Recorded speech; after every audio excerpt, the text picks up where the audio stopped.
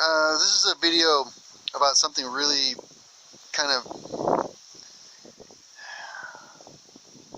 deep that involves several themes. It involves secret societies. It involves the media, which is controlled by the secret societies, and the control of the media against singular individuals like me.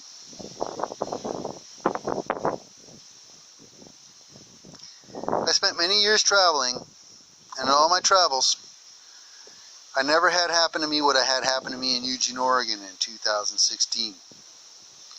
In my own home, in my own country.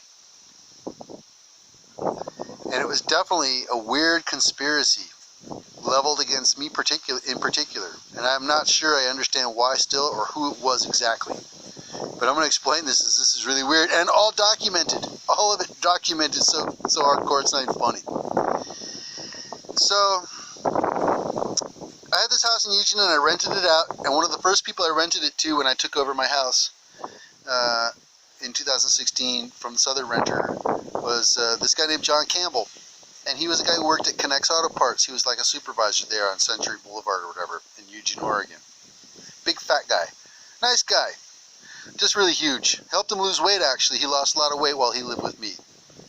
Actually, that's been part of the, like, one of the focuses of my life is to heal people in the way that they need to be healed. And in John's case, he was suffering from low self-esteem and because of his weight.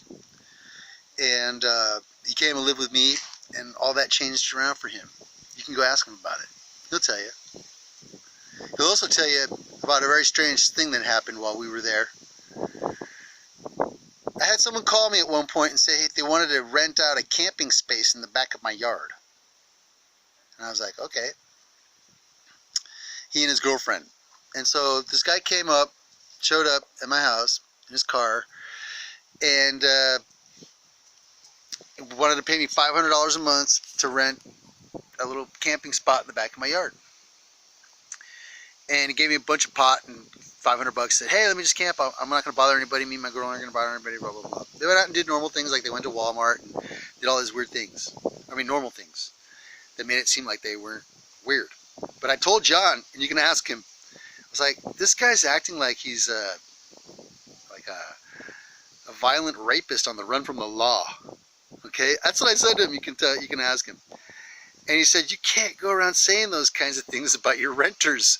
And I was like, but I'm serious. I get this really weird psychic impression that this guy is like some crazy nutball on the run from the law. So anyway, John, the next day, like in the 2 days later, the girl finally comes in from the tent in the morning, scared her and shit. And she tells us that she's a hostage and that this is her friend from high school or whatever, and that she's been taken hostage and she really needs help to get out of this situation. And I was like, holy shit. And she tells us that the guy is a violent rapist on the run from the law. And I was like, oh my God, this is unbelievable. So me and John sit down and I'm like, holy smokes, what am I going to do about this? So we look him up online, and that's when I was like, shit, I gotta call the cops, basically. This is what's going on, man. I mean, I have never, ever called the cops to my house, except for this one time. It was like terrible because we realized he was wanted. He was actually wanted by the federal marshals and the FBI. And so, and this guy was wanted for like serious violent rape and robbery crimes and stuff in Idaho. And so I called the authorities, and like I told John, I was like, John couldn't believe it, okay, because every single step of the way, I told John what was going on before it would happen, like a psychic, okay, like as if he hadn't already believed it, because I told him this guy's a violent rapist on the run from the law, and then the guy turned out to be that. And so like every step of the way, I told John what was going to happen. I even told John that the police were going to come, but that the media wouldn't come. And why wouldn't the media come? I'm a hero. I just saved a girl from a hostage situation and put an armed sex offender, a violent sex offender, back in prison for life. We went directly from my house to prison for the rest of his life. So, where was the Sinclair media group then to sing my praises as a hero? Where was, like, you know, any other newspaper group or media group? It doesn't happen every day that you have a violent sex offender on the run from the law camped in your backyard with a hostage and whose life you saved. I mean, that doesn't happen to you every day, or does it? Tell me, everybody, is that happening to you too? Maybe I just, you know, it says normal event in the United States now. No, it doesn't require any more, doesn't require a news story. So, when that all went down, and after it was over and the cops had left and the hostages had gone, John and I sat down and I was like, did you notice something weird about that? And he was like, yeah, because the cops never really came into the house or investigated anything that was going on with me or at the house or anything. The only thing they came to do was extract those two people from my property. There was no, like, social crisis intervention teams. There was no media. It was really weird. It was like just the federal marshals, an FBI car, a state trooper, and a local cop car. Oh, and a county sheriff. We had one of each, but we had no media. I mean, that was like unheard of. How does that happen?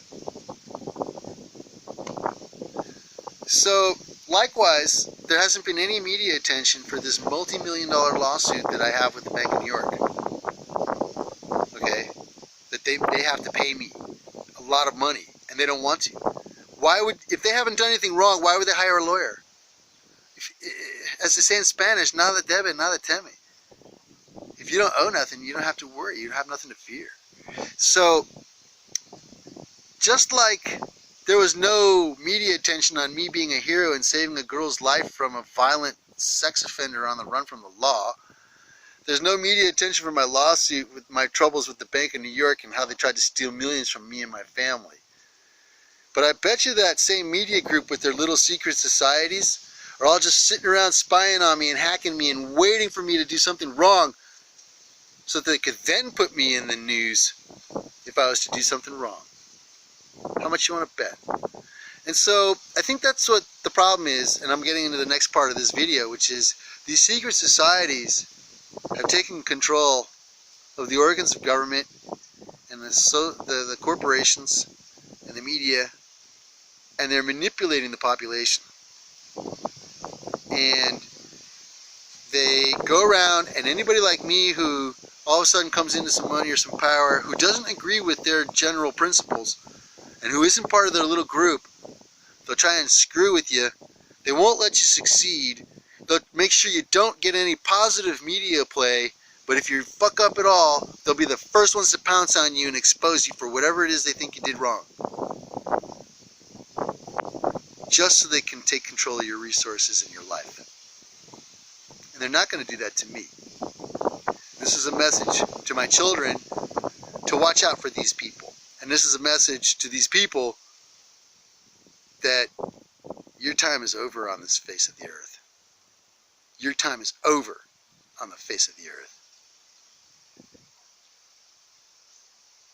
You get nothing. Just like my ancestors from Sparta said, we will give you nothing, but we might take everything from you if you try to screw with us.